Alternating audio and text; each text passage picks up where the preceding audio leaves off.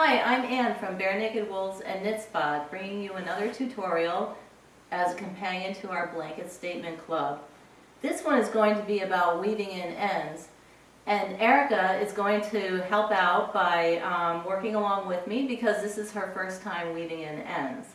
For more information about our blanket statement club and materials used throughout the tutorial, please visit our website. Now, to weave in ends, you don't need very many materials. You just need your knitted piece with tails attached. It's a good idea when you're planning your project and getting started to leave some nice 4 or 5 inch tails attached at the beginning and at the end so that you can weave them in later. And a pair of scissors and a tapestry needle. The tapestry needle it's a specific tool that we use for seaming and weaving in ends. It has a blunt tip and a large eye on the other end to thread fat yarn through. The blunt tip is really important because it doesn't tear at the fibers in your yarn. It'll slip right past all the little fibers and not catch on them and not tear up your yarn. You want to choose a size that is appropriate for the yarn that you're using. Our yarn isn't very bulky. It's a DK light worsted weight yarn, so this wouldn't be a good size one. And this very tiny one would be better for lace yarn. And even this one, the eye is a little bit small, so I'm going to go with this medium large one. So the first thing you want to do is thread your end into the needle. Now you can weave in ends before or after you block your pieces. If you do it before, I'll show you how, I'll show you a little extra add-in that you can do to make sure that your woven in will still be stretchy. Now, one thing you can do to get started is clip your yarn at a nice little angle like that, nice and sharp, and then squeeze the end of the yarn and push it through that. There you go. So you just, I can show you again with my yarn. So clip your yarn at an angle so that it's kind of sharp. You can even roll it between your fingers a little bit to toughen it up a little. And then just slide it through and pull. Okay. Now, you want to weave your ends on the wrong side of the fabric, and for a piece like this, which is reversible and likely to be seen on both sides, you want to choose a spot to weave your end that's as inconspicuous as possible. These squares are going to have a narrow border, a narrow crochet border applied to all the edges, so it would be fairly safe to weave in the ends right near the edge, either horizontally or vertically. The piece that I'm starting with is a stockinette based fabric. You can see that on the front. It has some pearl texture, but for the most part the background is stockinette. And so it will be fairly easy to weave the end in vertically using the pearl bumps at the back of the fabric. So what I do is I find a straight column of pearl bumps close to the edge, and I weave the needle right through the plies of the yarn on top of those pearl bumps. So right up one straight column of bumps. And I'm piercing right through the yarn, right through the plies. This is an important step because the smaller the space you draw the yarn through, the more compact it is, the less likely it will be to come out again. So that very narrow space will grab the yarn and hold it tight so it doesn't pop out. Which is one of the things about weaving in ends that stymies people all the time. You get your whole piece made and all the ends are hidden, and then next thing you know they're popping out here and there.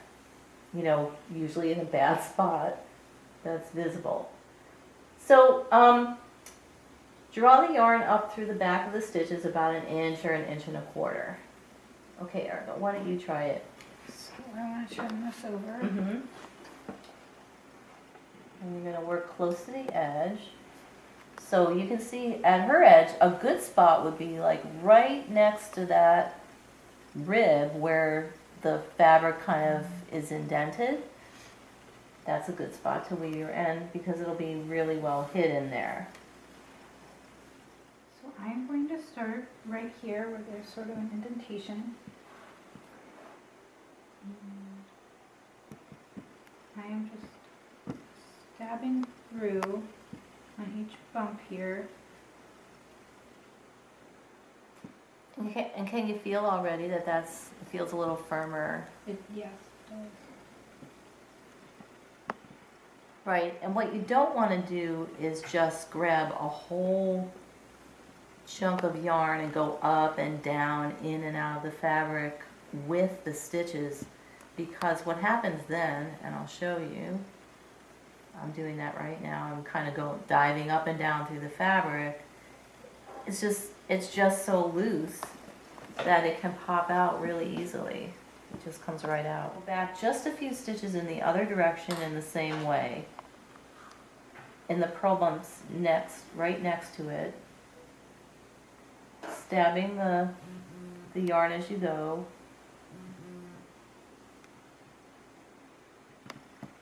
Just a few stitches back, and pull through. And now leave a little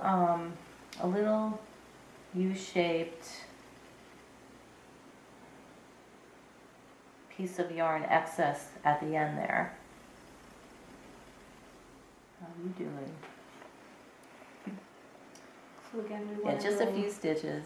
Mm-hmm. That's plenty. Pull that one through. Okay, and then just leave a little excess at the end, this kind of U shape. And then what you can do is take the fabric and stretch it so that that excess is absorbed. And this is another important step because the purpose of a knitted fabric is that it's stretchy, and oftentimes when you weave in ends too tightly, if you then pull the garment on, or you're flopping the blanket around and stretching it, the end will pop right out when it's stretched, when the fabric is stretched. So if you put a little ease into it now, it will keep it nice and stretchy over time. So once that part is done, snip your yarn, leave a little, about 1/4 of an inch of excess there, and then take the tip of your needle on that excess at the end and fray the end out. So fray the fiber out into a fluffy fan shape.